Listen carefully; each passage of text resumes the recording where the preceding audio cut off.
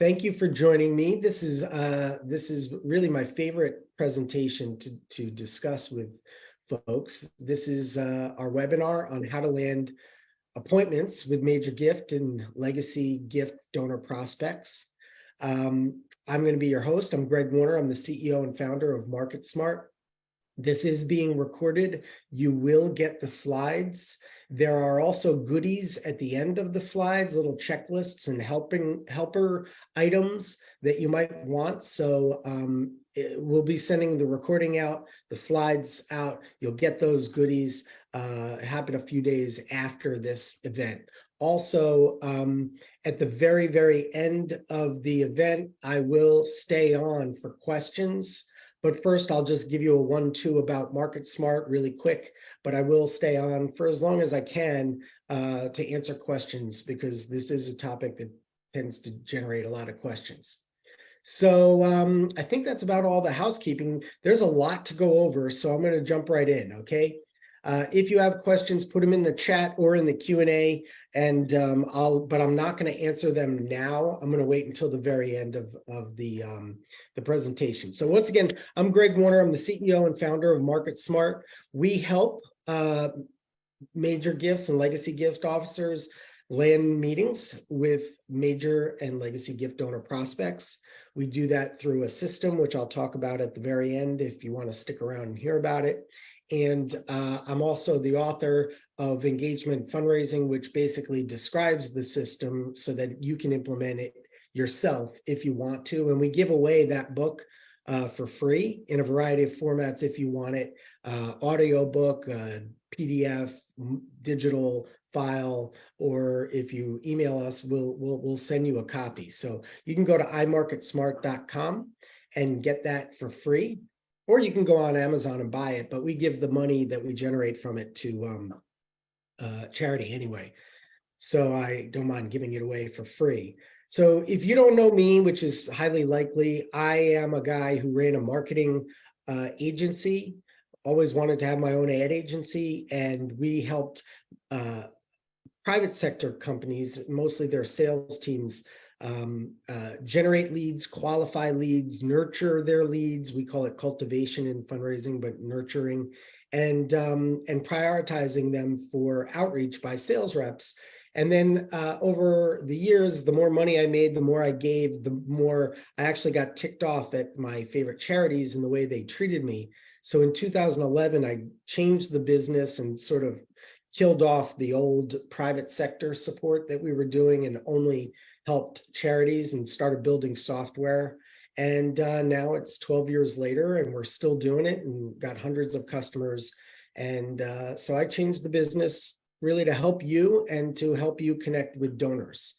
I also, over the course of my career, my best estimate is I've made well over 30,000 cold calls in setting appointments for my employer, for myself, for my employer in previous lives, if you will, where I just made a lot of calls and I learned the fine art of how to set appointments. So I don't do it so much anymore, but I do coach my staff on this. And I talk to a lot of gift officers about this. Unfortunately, there aren't that many that actually feel that they are experts at it. I'm looking for them. If you feel you're an expert, I'm writing a book on this topic. So a lot of what I'm talking about here will be in that book, but I'm looking for people who are amazing at landing meetings, because I'd love to talk to them. If you know someone, or if you want to volunteer yourself, please let me know. And I'd love to chat with you. All right, so yeah, we help hundreds of organizations in all categories. You probably recognize a lot of these logos. And so let's dive right in. Okay.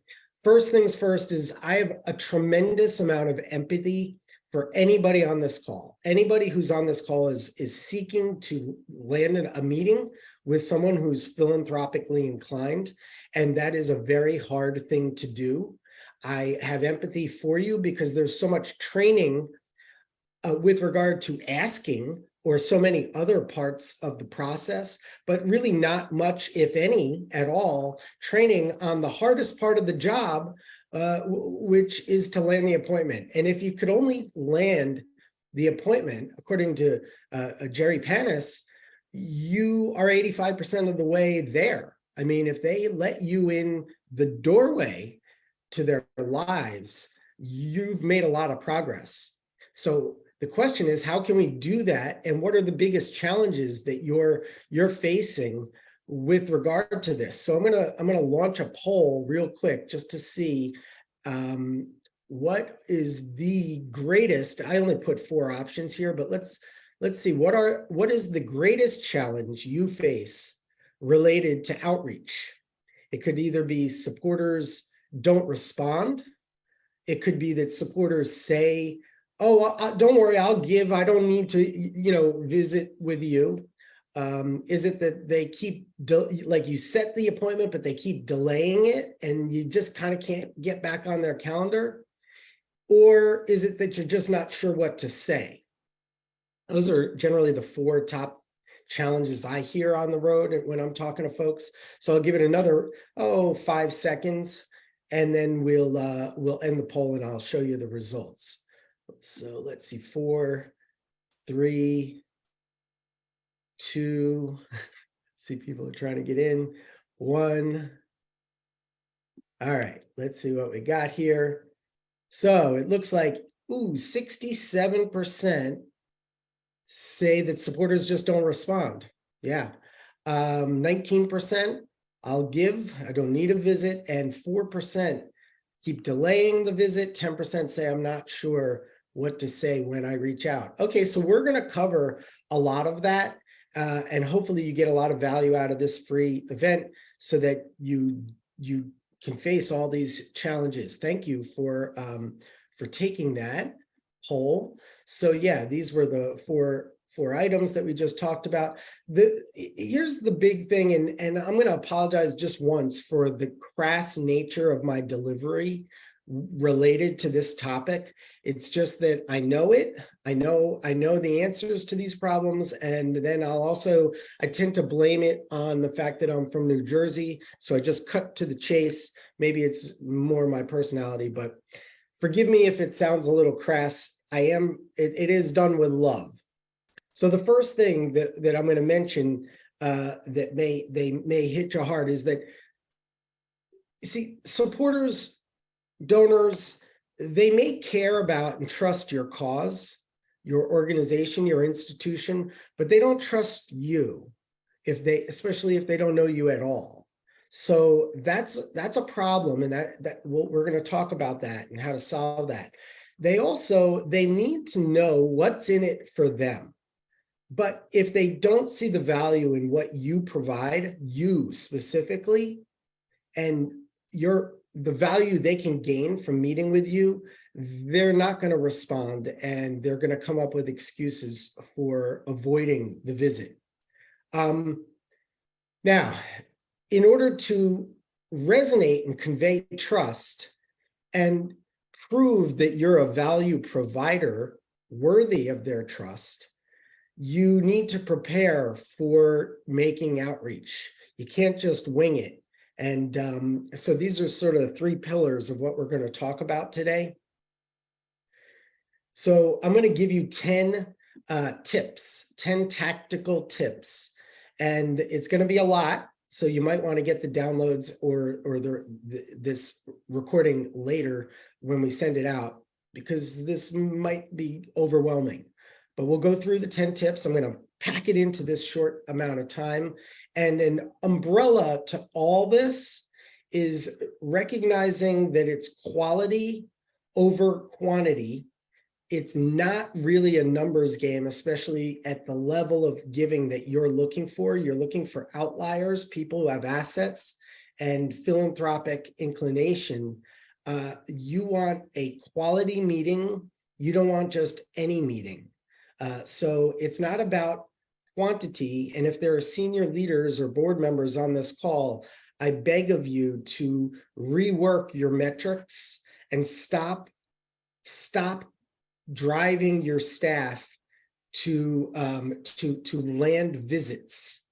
Those activity metrics are not really worthwhile, and people will game the system anyway. They'll land meetings with people who aren't really qualified.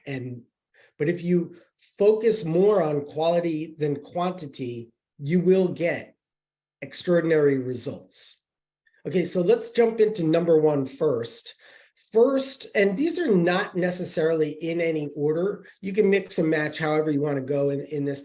But for the purpose of this presentation, the first tactic is that you've got to adjust your mindset, especially if you're new to this and you're new to the position or you're a volunteer. You have to make sure that you don't perceive yourself as a beggar, manipulator, arm twister, or extractor. Now, I've even heard a board member one time in a board meeting talking about the lack of visits and that people were not hitting their numbers in terms of visits. And he said, well, maybe we should start twisting some arms. And I was like, there's no arm twisting in fundraising. This is not how we build relationships. So if you feel that way, then we've got to get that out of your head. Your mindset has to be one, it's got to be such that you truly believe that you're a loving, caring, helpful, generous, and joyful value provider. You are the conduit between this amazing person and your cause and impact. You're a professional. You're a facilitator, a VIP, red carpet resource, or a counselor, a guide. These are the words that you want to remind yourself about. You're not an extractor, an arm twister, an influencer, a manipulator. Okay. So in order to be a trustworthy value provider, you need to be interested in them in order to deepen the relationship. Some of this stuff is going to sound very generic, like you've heard it, deepen relationships, show interest in them, but we're going to get deeper into it. And I'm even going to provide you questions that you can ask and scripts that you can modify. But if you prove that you are this person and you're not an extractor, you're not a solicitor, you'll resonate and you'll land more appointments, which will result in more closed gifts. So that's number one. Number one, change your mindset if it needs to be changed. Number two is, it works nicely in line with number one, is that you've got to recognize that there's something that I call the valley of distrust. I got a graphic for it. Yeah. So there's this valley of distrust. People are on this side, they're very busy, they have their lives, they're not thinking about philanthropy every minute like you're thinking about your job every day. You're over here and you've got maybe your boss breathing down your neck and your activity metrics, and they're over here and they have totally different cares. And they don't, like I said earlier, they don't trust you, they trust your cause. So there's this valley of distrust between you as a human being and them as a human being. And you have to cross that chasm, and you have to cross it as quickly as possible. And if you don't cross it, they're not going to meet with you. It's going to be very unlikely. And what they're thinking when you make out, or before you make outreach, is that, well, I've done this before and the person didn't really care about me. They just wanted my money. So I don't need you. I have my advisors, or I can figure this out on my own. And plus I'm busy and it's not the right timing. I'm not interested right now, even though sure, there's probably things I don't know about, but I'm just not interested. And it's kind of like when you go, you're clothing shopping and somebody comes up to you and says, hey, is there anything I can help you with? And you always say no. And then they walk away and then you're like, darn, where is that person? I needed that person, but I told them I wasn't interested, because that's my knee-jerk reaction to these kinds of outreaches. I don't see value in what you offer, is what they're thinking. And also for a lot of them, and I don't know what the exact percentage is, but for most people, it's also heavily the fact that they're just not ready. They're not ready to seriously think about consequential giving at this time. Something's got to be happening in their life. Timing has to be right for them to take that on. Now, you may be able to move that along faster, but a lot of it depends on them. They also might have gatekeepers, especially business people, CEOs and such might have gatekeepers, and you've got to get over the chasm of distrust, not just with them, but with their gatekeeper. So then in that case, you're going to have to befriend their gatekeeper before you can even get to them and build trust with that person. So recognizing that the chasm of distrust exists is an important component, number two. Number three is, in order to get over the chasm of distrust, we recommend that you buy into what I call an engagement calling process. It's not a cold calling process. It's more of a warming up process. Now, before I go too deep into this, I want to tell you there are consultants and such that recommend, like, just call, just land the meeting, don't worry about all these, because, and they're right to a certain extent, because there's a lot of call reluctance. There's a lot of things that can get in your way to making calls and asking for appointments. So I get it. They're sort of throwing their hands down and just saying, look, don't worry about quality and all that. Just make calls and meet with people, right? And there's some reason, there's some good in that, but I'm here to tell you that the best meetings, the most qualified meetings, and the largest gifts will happen if there's more of a warming up process involved, so that you're not meeting too many people who aren't ready and aren't qualified. That's a lot of time, and probably time that you don't have. This is why I say, again, don't be overly focused on counting number of visits. You want to generate qualified, high quality visits is really better. You all know of when somebody calls you and they are ready and they are in the mode of philanthropy and they want to talk turkey. Those are the best ones, but not everybody's in that stage. So you want to sort of warm them up. And so here's how the engagement calling process works in order to get over the chasm of distrust.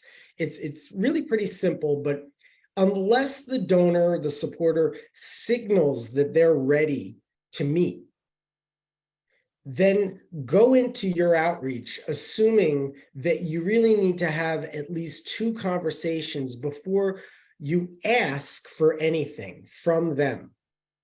And you need to make those conversations value-oriented for them.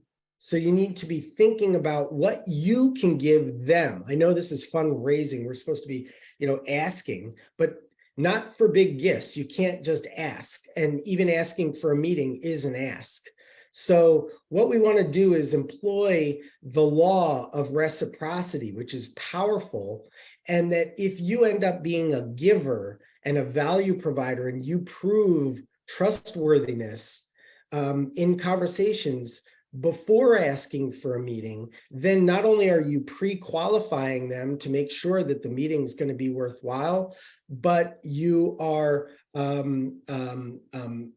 you're building trust and getting over that chasm of distrust. Now, you may, especially if you're a local organization, you may have these conversations in passing at events or by landing a meeting and just having coffee.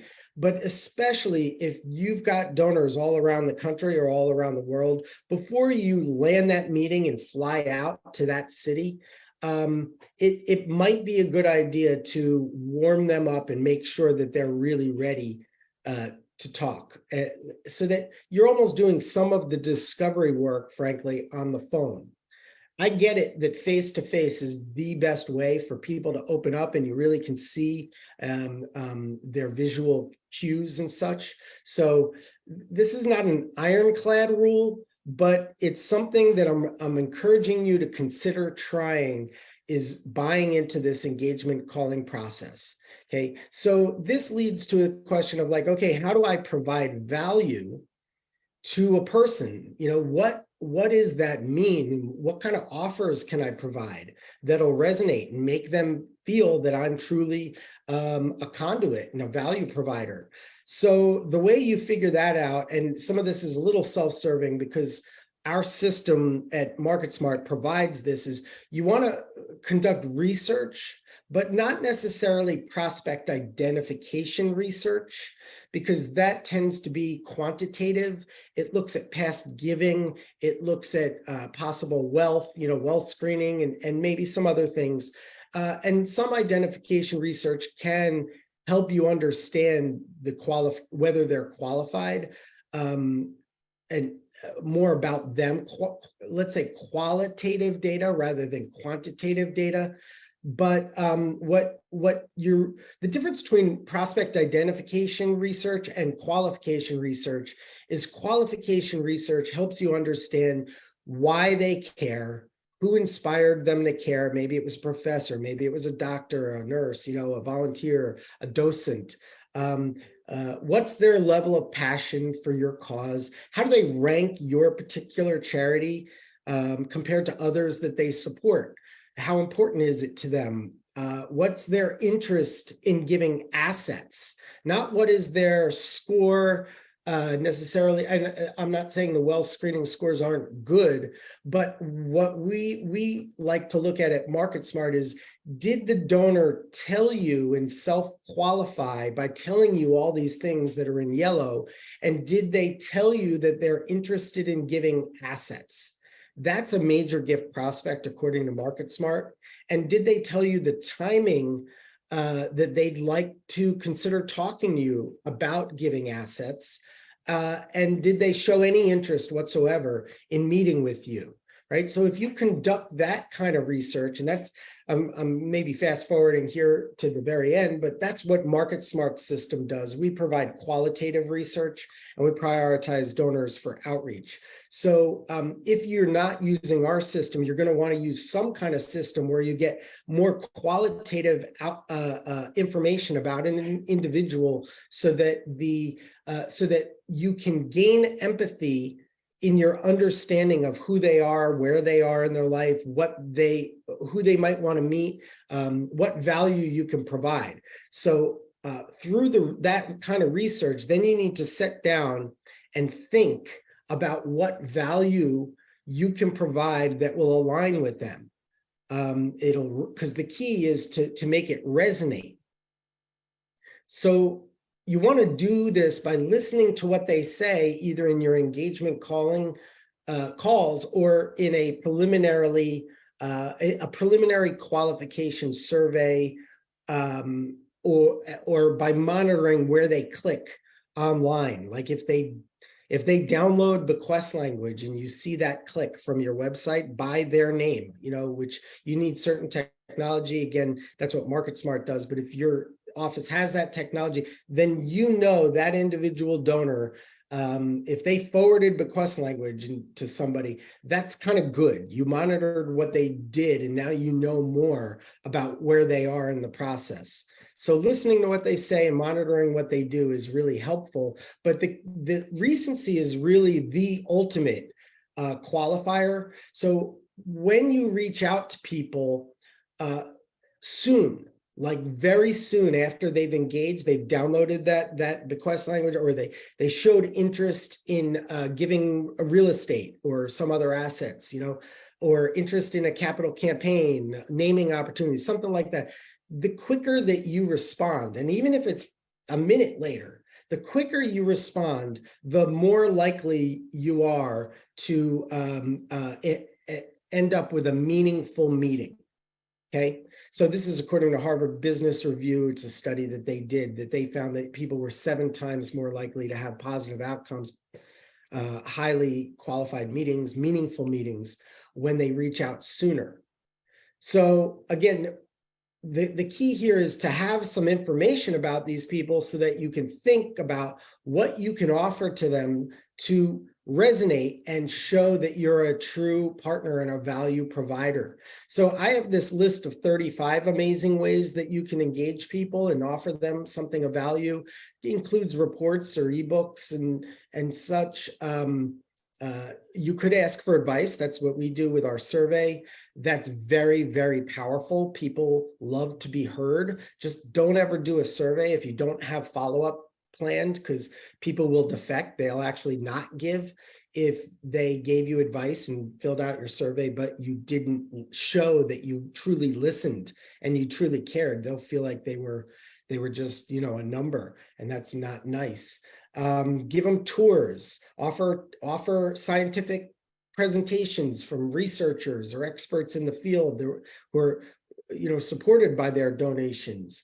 Offer to have a little Q&A session with interns or scholarship winners or something like that. So the list kind of goes on and on.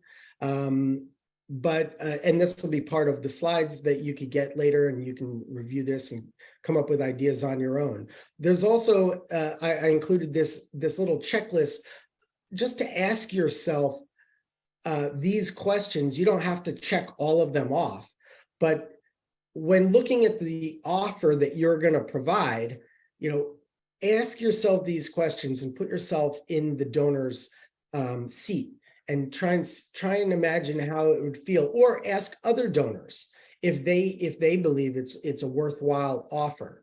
Especially, is it fun? Is it fair? Is it honest and transparent?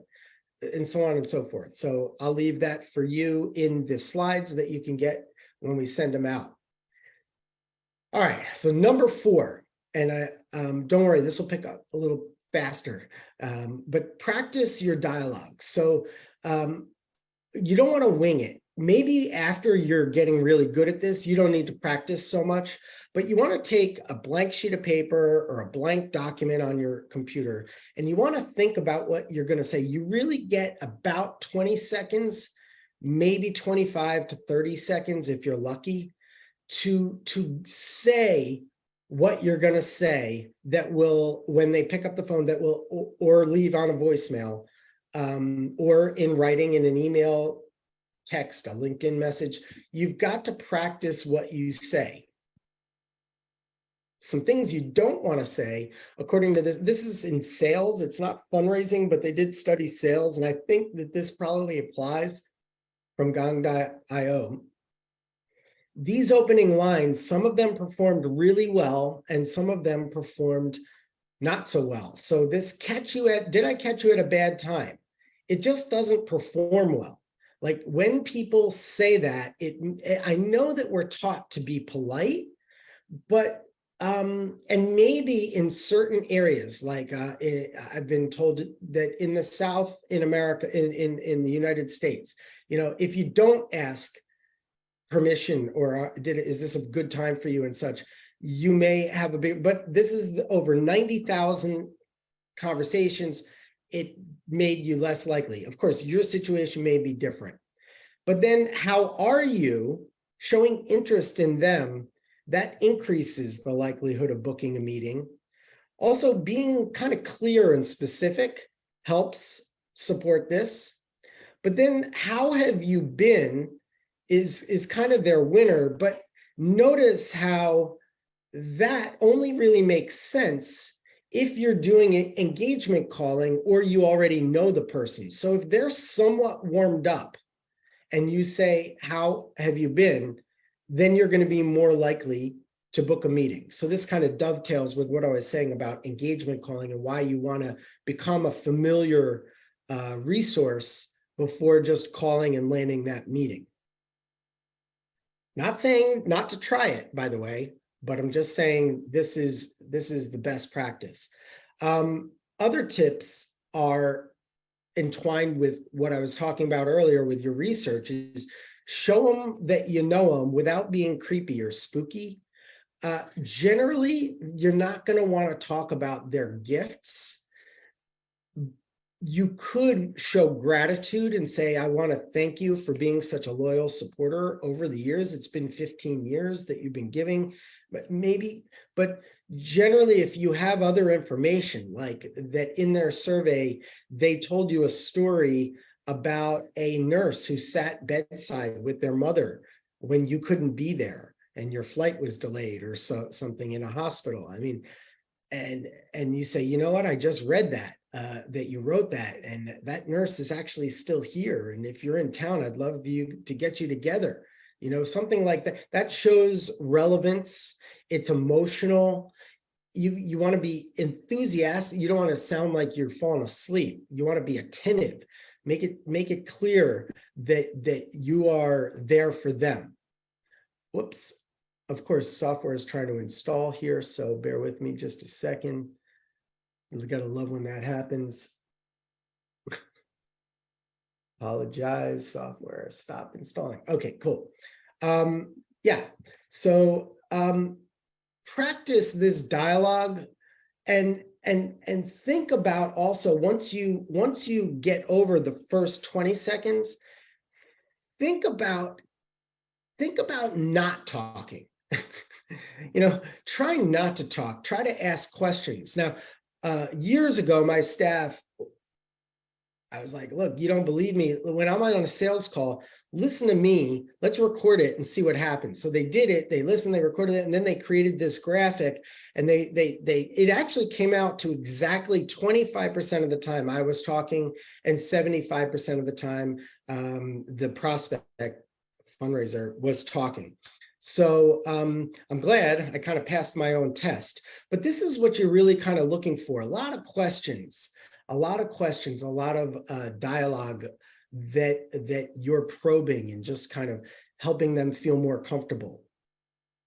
All right, so we got through 4, but don't worry, it picks up a little bit here. We talked about adjusting your mindset, recognizing that this valley of distrust exists, accepting that, buying into a engagement calling process whereby you're gonna have 2 conversations before you ask, value-oriented conversations before you ask for anything. This is not a hard set rule, it's just something to think about, and if you do it hard set, it'll probably work. But if the donor is showing readiness to talk more deeply and wants to meet, then of course you go for it. Think about offering value that resonates and makes them feel good, it's relevant, personalized, and practice your dialogue. So you've done all this. Imagine you've done all this. Now you're ready. You're ready to pick up the phone. So in terms of actually, when you're talking to people, either for the first or second or third, but mostly the first time, you want to make them feel comfortable. Right? You're entering into their world. You're interrupting their cadence of life. So you want them to feel that they are in control. When people feel that they're not in control, they react, and they react in a way that's negative for you. It's not going to work out well for you if people feel like you're in the driver's seat and they're not. So you want to give them power. Pushiness is the opposite of giving them power, and it backfires. So some phrases that I've heard people use that allay fears and give people power are, I'm not calling to ask you for a donation right now. Don't worry, I'm not calling to ask you for money. You can end this call at any time. It's completely up to you. I really don't want you to feel pressured at all. And if you're getting to the point where you're asking for a meeting, you could say something like, well, why don't we just pencil this in? And if something changes, just let me know and we'll reschedule. This makes people feel empowered. Now, you notice the word you is darker color. I'll just say this once, you'll see this later in other scripts that I give you, but the word you is probably the most powerful word that you can use when engaging these folks. It just signals interest in them. But when you use the word I, which you can use, but just be sparingly use that word. Using the word you shows interest in them and makes people feel comfortable and in control. You'll see that later on as well. Also, being curious, a curious chameleon who can adapt your cadence of speech, your way of sitting, your way of walking and talking. You don't want to be fake, but you do want to be a bit of a chameleon who's curious about them. Show curiosity, ask questions without offending, and listen, truly listen to the answers. Really show that you listen with reflective or responsive listening skills, meaning that you sum up what they said. So they say something and they tell a story and you're like, so what I'm hearing is, or so what you're trying to tell me is, using those kinds of words reflectively will make it known to them that you truly did listen, and people really like that. It empowers them, it makes them feel comfortable and in control. It shows that you really care about them and not their money. So number 6, talk about crass, right? This is one of those crass tactics, at least in the way I convey it, is that when you do ask for the meeting, or if you ask for anything at all, you want to be clear about what you're asking from them, and then you want to be quiet. Count to 10 in your own head. Just keep quiet, because they're usually thinking, if there's a long pause, some people just answer right away, but you don't want to be the first to speak once you ask. You want to let it go. You want to make them feel good, present the value they'll gain from meeting with you in that situation. You're asking for a meeting now, so hopefully you've explained why it will be good for them to meet with you. Not good for you because you're hitting your activity metrics. No, it's got to be good for them. Ask for that meeting and then be quiet and count to 10. They're thinking, they may be looking on their calendar. Maybe you can't see what they're doing, but let them think. And it's painful sometimes to let people think and you just sit there and stare at them. But if it helps, an old mentor of mine said, always keep a cup of coffee. And once you ask for that meeting, be quiet and then just take a sip of coffee with the rice, right? Because that forces you to, and they know, like, okay, it's their turn to speak. You ask, they're going to speak. So try that out. Yeah, so like I said, you can make cold call and ask for a gift. Not a gift, please don't ask for a gift. You can ask for a meeting on the first call. We don't really recommend it.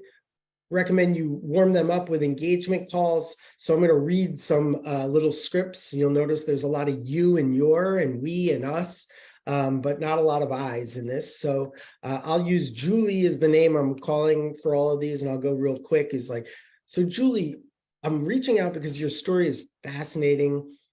We received your story in our survey. It would be great to learn more about you and your interests, so I can work on your behalf to help you get more out of your relationship with our shared mission. Why don't we get together next week, maybe Tuesday? What do you say? Pause. It would be great to learn more about you, Julie. If we were to meet, I might be able to help you get even more joy out of your relationship with our cause. What would your thoughts be about getting together to have an initial get together? Julie, your support's been so wonderful. It really means a lot. Not everyone gets it like you do. That's why I wonder, would you consider giving us some feedback and advice on X, Y, and Z? It would be invaluable. Can we get together either next Tuesday or Wednesday or Thursday? If I could help you find more meaning in your life through your involvement with our shared cause, what are your thoughts on getting together in person to talk about that? See, remember, these work better if you've already warmed up the relationship and you started the call with, how are you? Like they said in that Gong.io data. Julie, did you know that I can help you learn more about that, which we were talking about, but we need to set aside some time for a deeper dive into it. Is there any reason you wouldn't want to open up your calendar so we can set up a meeting? Julie, I'll be in your area. This is probably the most popular one. I'll be in your area visiting with another supporter. So I was hoping we could get together on Tuesday at 3, or would another time work better for you? Julie, could we get together on Tuesday at 3, or would another time work better for you? How about we pencil in a time so I can learn more about how to best serve your needs? Julie, what's the best way to get on your calendar? Julie, during our last conversation, you mentioned X, Y, and Z. It would be great to learn a lot more of your thoughts on that. How about we get together on Wednesday or Thursday? Is that okay? Why don't we get together so you can learn more? What does your schedule look like next week? See, I hope these are helping. Of course, you can create variations. You want to make them feel good. You want to present value, that they'll gain some kind of value. You want to ask for the meeting and then be quiet. Let them think. One hint, I may be the only one who really hates this, but I'm pretty sure most donors don't say, I just want to update you on what we're doing. Unless they need an update because they made a gift and you're in stewardship mode, that's kind of helpful. But like, I remember when my office was near the University of Maryland at one time. My father-in-law worked there. He was the comptroller of the veterinarian school. He'd been there 25 years. I had season tickets to the basketball game. I met a fundraiser, ran into someone, and he asked me to set up a meeting because he wanted to update me on what's going on campus. I'm like, I think I might know more than you about what's going on campus, you know? So I don't know. It's just people don't really necessarily want updates. They want more meaningful value. It's my opinion. Just remember, whether you take that advice on that particular one or not, people are wondering what's in it for me. And they may be wondering or feeling like that, especially from past experiences, maybe with other people, is that they know you just want to ask for money. So the more that you show that you're a partner and you don't want to just ask for money, but you want to work on a fit, you want to work on crafting a gift or collaborating on something that will be meaningful and impactful and worthwhile for them. The more that you imply that and prove that, the better off you'll be. Also, when asking for the meeting, consider the alternate close, which that's a term in meeting appointment setting or any kind of selling, frankly, or fundraising, and you probably noticed that I did this in some of those scripts. Are the mornings better for you, or do you prefer afternoons? Or is Tuesday good, or how about Thursday? How about 1 p.m. or 2 p.m.? You know, this alternate, or even if you give them 3 alternates, it helps. It adds specificity. It helps people not have to think so much. If you just say, hey, let's meet sometime in the next couple months, I mean, that's not going to work out. You're not going to get much of a meeting there. You got to be specific. Give them the alternate close, the alternate options. All right, number 7, leave voicemails. There's some people really don't believe in this, and they do all the work and all the research and all the prep. They finally get the call out there and they get to the voicemail and they don't leave the voicemail. And some people say, well, don't do it on the first call, do it on the second. I don't know. I believe just leave voicemail. I call them radio messages. You need to be fairly repetitive, politely persistent, I'd rather call it. And when you make these radio messages, you should have practiced already or written it down so that you're not fumbling and messing it up and it's a long message that sounds terrible. You want it to be tight. It's got to provide value. I used to say to people, flatter them, but I'm going to be really cautious about that because I've never actually done a lot of flattery in these kinds of calls. But I saw fundraising consultants say that you should flatter them. I think showing gratitude is okay, but flattery can be very dangerous when you're reaching out to people with high capacity. There's research on this that'll be in my book, but they have a bit of an imposter syndrome. So flattery makes them highly suspect of the flatterers. So be careful. And if you read blog posts from people who tell you to do this, be really careful about flattering wealthy potential benefactors. But provide that value, show them that you know them, show them that you did your research, especially you read their survey responses, be relevant, be enthusiastic, emotional about their past involvement, perhaps. All right, number 8. Consider multiple channels. Mostly LinkedIn, texting, voicemail, telephone are going to be your keys. And I recommend that you use all of them at the same time, just about. I mean, not all of them, not all of them. Let's say you could probably use 2, maybe even 3. People, when they see that, okay, I got an email, but I'm not going to respond because my email I use as my to-do list, essentially. But then I got a message through LinkedIn the next day. I was like, oh, this person's serious. They really do want to meet me. They really do want to help me. Okay, that's interesting, but I'm not responding. Then they get a text message. They're like, okay. And by the way, text might be their most convenient. That might be the channel that they like. That's the channel they give family members. And by the way, the part of the brain that lights up, according to Dr. Russell James, when people think about their favorite causes, is the same part of the brain that lights up when people think about family and family members and love. That's not the same as it is in the private sector.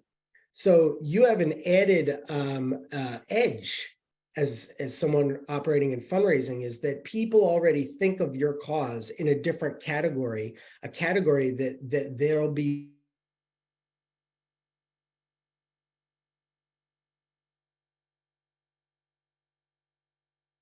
the 3, the results don't increase 3-fold. It's like a multiplier. It's exponential. They increase like 10-fold. So I strongly recommend you consider LinkedIn. There's this cheat sheet here, which will be part of the downloads, of course. I won't go over all this, but a cheat sheet on how to reach out to major gift or legacy prospects online. And you could use the same concept for your texting. Number 9, almost wrapped up, is there's going to be a lot of so-called failures. You're going to feel like you're failing because you're not making contact, or you're not landing the meeting, or you're not having engaging conversations. And you really have to look at the negatives as positives. You have to, this goes in line with mindset. You have to count them, because it's only a matter of time or number of calls, even though we're not worried about, but the more you increase your quality, the higher your success rate is.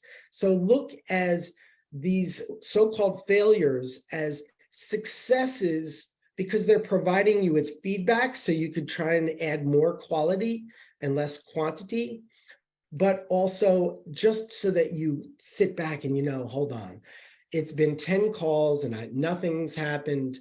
I haven't had a successful outcome, but I know that it usually takes 15. So even if it takes 20, I just got to charge on. I've already made 10. I got those 10 out of the way, those failures, so to speak, push them off, look at them as positives that you're almost there. Okay. Also recognize that not everybody should be met with. Some people, you're either going to disqualify them entirely, or you're going to get a no, which is really a not right now in most cases. So count those so-called failures as successes, and you'll feel much better. It'll keep you pumped up. The last is leverage referrals. I probably should have made this the first one, but this is actually your best option tactically for landing appointments. If you can get a warm referral from a volunteer, a docent, a program person, a past donor, a past beneficiary, a board member, maybe I said that already. If you can get a warm referral from somebody who knows them, you'll be more likely to have an engaging conversation, get over the chasm of distrust. So think about, as part of your research, who do you know that knows them? And see if you can get help in referring you to that person. This is actually, like I said, this should be number 1, your go-to option. If you get that, you'll land a lot more meetings. So let's review. You're going to adjust your mindset, recognize the value of distrust exists, employee engagement calling, as I said, try that out, provide value in your outreach, practice your dialogue, give them power, make them feel comfortable, Ask for the meeting when the timing's right. Be clear and shut up. Wait. Leave voicemail. Consider multiple channels. Count your failures, and start by leveraging your referrals. If you do this, and maybe it's not all of this, maybe it's just some of this, I promise you the qualified appointments will almost set themselves. I promise you. So that's our event for today. I'm going to give you a little spiel about MarketSmart, which kind of already did, and then we'll take questions. And remember that you can get the engagement fundraising book for free in a variety of formats by going to that URL. So, all right, here's the spiel on MarketSmart.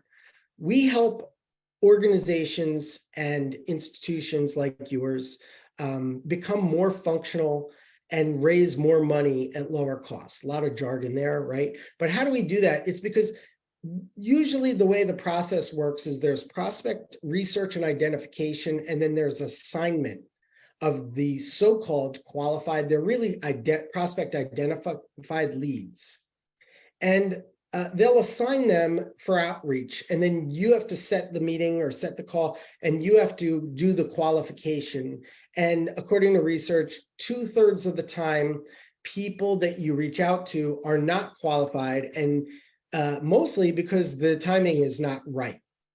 So that's not helpful or useful. It is the way the traditional approach works, but it's not helpful because gift officers don't have enough time as it is. So if you're spending 2/3 of your time arranging meetings with people who aren't pre-qualified, but merely identified, especially mostly because they have wealth or have given in the past, that has nothing to do with the quality and what's in their heart and whether their timing is right. So what we do is we provide a pre-qualification system that helps you not just identify the right people, but pre-qualify them thanks to their own verbatims. So they self-qualify actually, who they are, why they care, where they are in the consideration process for giving assets, how much they care about your cause, how they rank it compared to others. All that kind of information is what we provide in a pre-qualification zone, so that you're looking in the dashboard to see, okay, which of these identified supporters have self-qualified and are warmed up with automated cultivation that's relevant, personalized, based on what they said in the survey, right? So imagine if you could only get hundreds or thousands of surveys responded to by donors, and then if you could look at these surveys and craft meaningful emails that you know will help people move themselves toward a meeting, or they'll even set up a meeting with you on their own using this system, part of this system. If you could do that and write all those emails, that would be great, but you don't have the time. So this system does that for you. It warms them up. It helps them land themselves on your calendar. And so you're meeting with mostly qualified opportunities, not running around on wild goose chases 2/3 of the time. So that's what we do. And with that, I'm going to look into the Q&A. I see a couple of questions here, and I'll pull up the chat and see if there's anything in there. I thank you all for this, and I'll stay on for the next 7 or 8 minutes to the top of the hour to answer these questions. All right, let me zoom down here. Let's see, I'm seeing some kudos, but so I'll go to the Q&A because that's probably where the question, if you change it, what if you change it to, did I catch you at a good time? Anonymous attendee number 1. I don't know. I don't think it's necessary to ask if it's a good time or a bad time. I mean, no matter what, you're interrupting them. And again, unless the culture of where you live and your donors is such that you really should ask permission in that way, that level of politeness, then I say just skip it. Like just skip it. If you provide value in that first 20 seconds and prove that you're worthy of trust and that you're worth talking to. Think of the donor as like a family member, or they're thinking of you as a family member. Okay, so when a family member calls, usually they don't say, "Is it a good time?" Because they're family.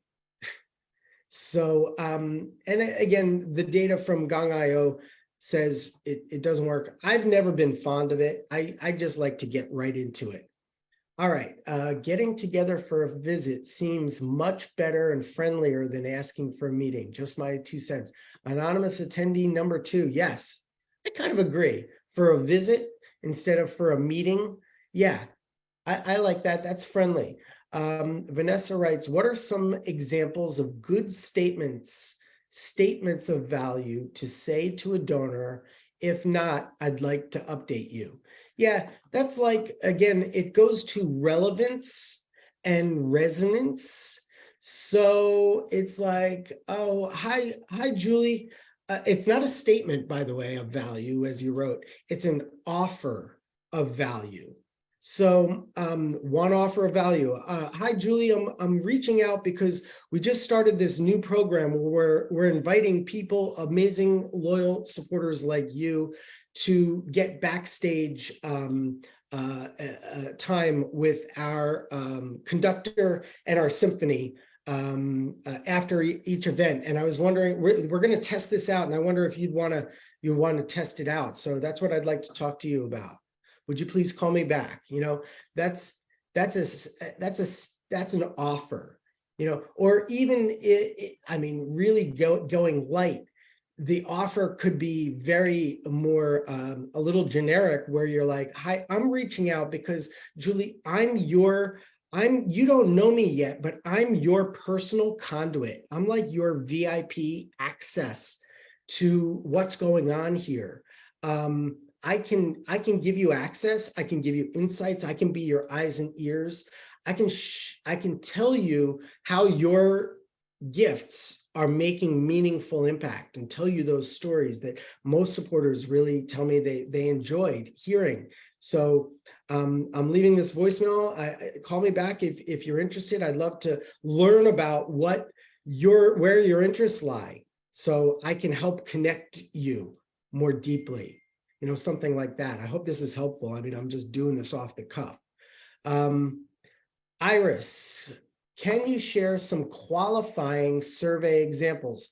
I absolutely could, but you probably want to do that by reaching out and getting a demo. Don't worry, it's not heavy sales. It's very collaborative, and we can show you all the samples you want. You could also I do have a report called The Ultimate Guide to Creating Donor Surveys, and I give that out for free for people who either can't afford or don't want to invest in our system. So if you go on our website, you should be able to find it under ebooks or reports, or just email us at info@imarketsmart.com, especially if you're at a smaller organization. You'll probably want to do the survey on your own, so we'll give you that report for free. Thank you for the cold calling examples. Can you share some intro email examples? Yeah, they're very similar. Well, those cold calling, those were mostly scripts for actually asking for the meeting. I could show you email intro examples, but that's also part of what our AI-empowered automation does. It listens to this, it looks at what people say in their surveys, and then it writes emails. It does a lot of the warming up for you, but if you get a demo, we could probably show you some of those. And the general idea is just to be value-oriented. Give to them. You can't lose with the law of reciprocity. All right, it looks like you started another question, but I can't see what that says. There's nothing there. Would like to know the pre-qualification support you provide?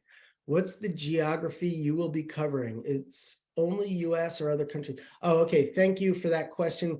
Yeah, we're really just in the US. We used to be in Israel, Australia, and Canada. Still have a lot of customers there, but we've kind of retrenched a bit because of all the data laws in other countries. So sorry, but unless you're in the United States, it's unlikely that we'll be able to help you.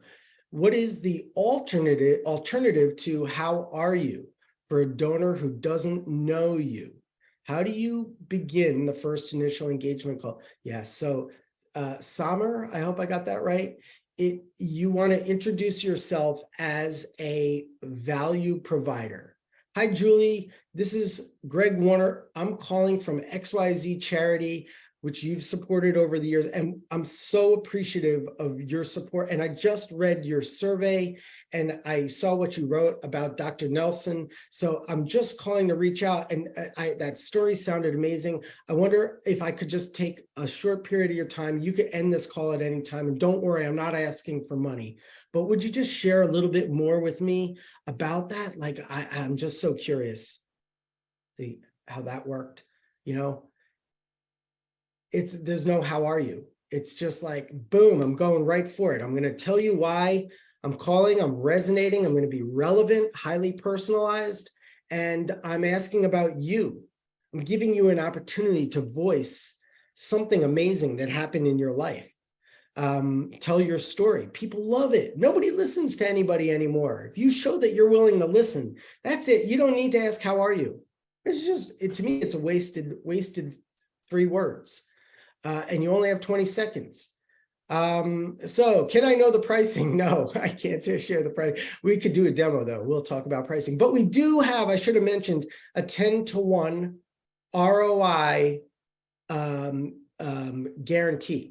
So every customer that comes on board, we guarantee you'll get 10-to-1 return on investment, which I've never heard of any fundraising kind of system or software or training or consultancy that offers that. And we do, because we looked at the data and we never fail to provide that kind of return to qualified organizations and institutions. So most of our customers get 100-to-1 ROI over time. So we hope that makes the price a little less meaningful, more meaningless. So let me go look in the chat since we're rounding out over the top of the hour. And I'm thank you for all these wonderful compliments. I am not seeing any more questions. So I'm gonna, last one, do people still use the phrase, let's pencil it in? No one uses pencils anymore. Right, that's great. Kelsey, I love that, thank you. Yeah, but older philanthropic minded people understand it. They may not use pencils, but they understand what you're implying is that it gives them power to erase the meeting. So yeah, I may be getting a little old, but I'm 53, so maybe that one won't work. Maybe come up with a different one. I don't know. Use invisible ink? No, pencil it in. I think older people will still get it. So, all right, that was the last question. We're over the hour. I really appreciate your time. I hope you got value out of this. There is a survey after this. Please go take the survey, give us feedback, especially if it's negative. I don't mind. Hit me hard. Let me know what I'm doing wrong so I can make it better for you. I know it's just a free webinar, but yeah, I still want it to be highly impactful. So thank you all. It's great having you. Cheers.